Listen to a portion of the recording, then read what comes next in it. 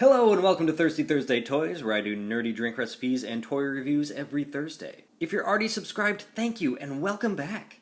I want to know, how are you liking the drinks so far? Tasty? Creative? Disgusting? A little too far out there? Well, either way, today's drink is my take on one that existed long before this channel, and is one of the few alcoholic beverages that we actually see consumed in the Jurassic Park franchise, the Ice Pick. For those who are wondering what Alan was saying in that diner scene from Jurassic Park 3, he orders a drink called an Ice Pick, brought to him by a server named Catfish. My take on the Ice Pick goes like this. In your glass, add a few ice cubes. That should do it. You know, it actually needs one more thing real quick. There we go. Pour 1 part vodka, and 1/4 to 1/3 part lemon juice, 3 parts of sweet iced tea. 1, 2, 3. Now some people like to add sugar to theirs, but here's my take. Get a bag of some sweet-ish red gummy fish, grab one of those, skewer it, and use that to stir your drink. Cheers. I wasn't sure which figure to match the drink to. It was shown in Jurassic Park 3, but it also was ordered by Alan Grant. So I figure, you know what, I'll just review both in the same video. So let's start with the man himself. Like the other Amber Collection figures I've ordered from Target, this guy does have Scotch tape across his packaging. On the back you have a photo of Alan Grant with a little bio at the bottom. You can pause it there if you want to read that. You can see he comes with a bunch of accessories, and I'm a sucker for accessories. I should be able to pull them right out. So you can see there are no instructions inside. Here he is in the bubble. Comes with an extra head, flare, and 2 extra hands. 1 claw hand and 1 that can hold the flare. Alright, here he is out of the box. So he's got about the same articulation as all the other Amber Collection humans. Head is on a ball joint. Tilt his head this way and that way. Can look up and down. A lot of articulation in the arms. Got that double joint in the elbow. Wrist articulation. And this one can pop off carefully to fit in his hand holding the raptor claw. Very nice. Got this midsection joint here. Can't really twist this way, but can move side to side and up and down slightly. It does have that waist joint here. Legs can go out pretty far forward, but not so much back. It does have that thigh joint and double hinged knees and rotation in the ankle.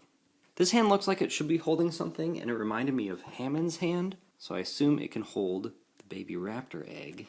Yep, just like so. If you set it in just right, he can also hold Bumpy, if that's how you want to set your display up. Now I believe the eggs from the Legacy Story Pack might be a little too small.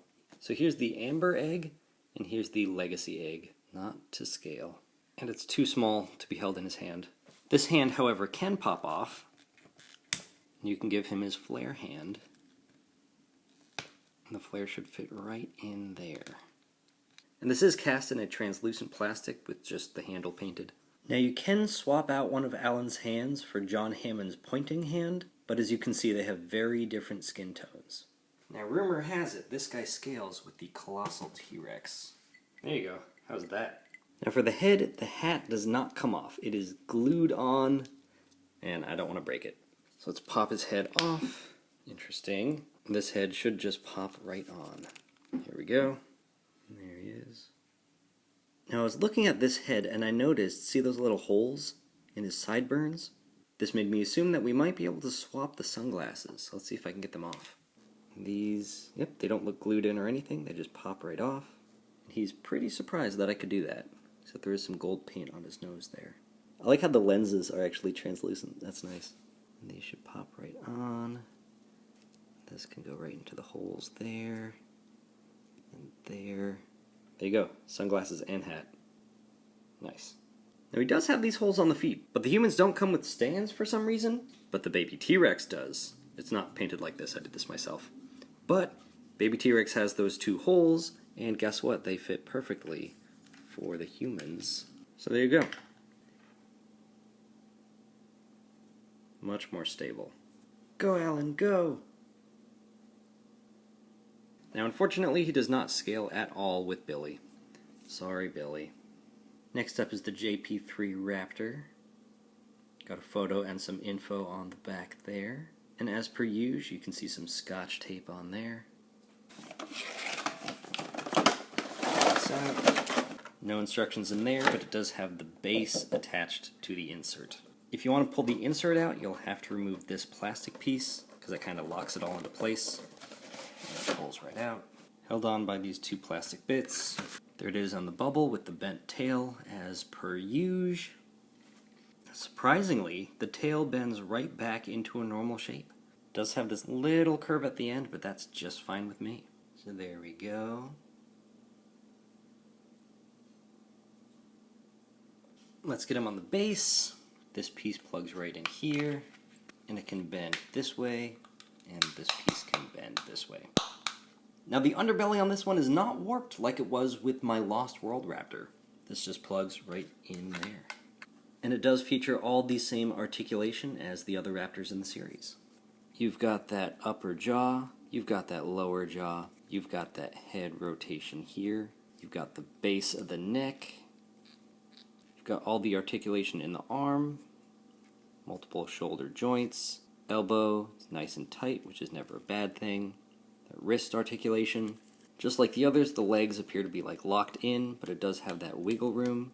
Knee joints down here, at the ankle, and of course, the claw.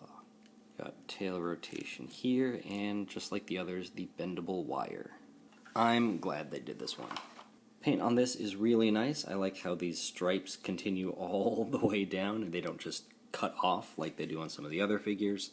Well, red on the tail, red on the back and bottom of the feet. Okay, hold on. So it looks like the lower jaw on mine is warped on one side. It's in the package like this, so you can't really tell until here. You know what? That's not entirely true. Put it back in the package. Close up the window. You can actually see it in there. Alan.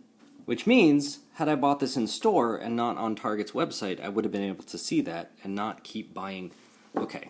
I love that Target gives you the option to pre-order these things. And I love how sometimes their pre-orders also land on, like, toy sales. But this is not the first time I've had a warped figure that I've purchased from Target's website. And almost every figure I've been able to find in store, sometimes before these actually arrive. See, it doesn't even close, unless that's on purpose, which I doubt it.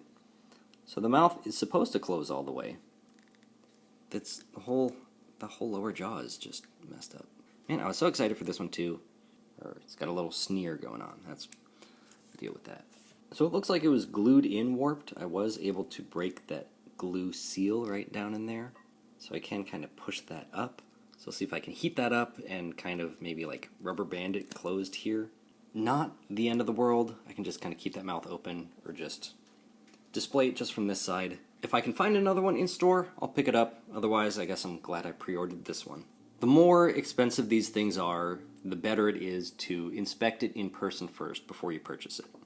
One thing I like about this guy is that the top of the head has this V cut in, so it can open all the way without cutting into the quills back here. That's pretty nice. I think put the little raptor egg in its mouth there. There they are. Here's some Raptor comparisons. You've got the first one with the amber colored base, and then the re-release repaint with the clear base. Then at the end of your drink, you've got this nice hard candy fish to chew on. So there's the Amber Collection Alan Grant and Jurassic Park 3 Raptor. As always, good luck on your hunt. Thanks for subscribing, and please drink responsibly.